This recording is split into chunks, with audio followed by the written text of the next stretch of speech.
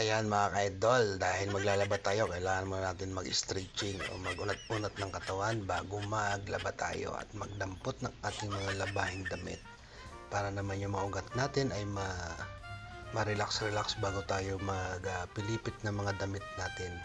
Ngayon ay Valentine's Day. Ito yung ating partner ngayong araw, maglaba. Maglaba tayo sa mga gamit nating damit na sa taglamig. Ayan, oo. Pamasil-masil ka pa dyan nalalaman.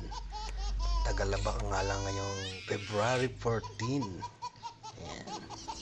Yan ang gawain mga February 14. Masisipag sa paglalaba ngayong araw ng February 14. Napakagaling. Ay, ang galing din pala magpilipit ng damit. Baka naman mapunit sa sobrang pilipit ng damit na. Baka gutay-gutay na yan.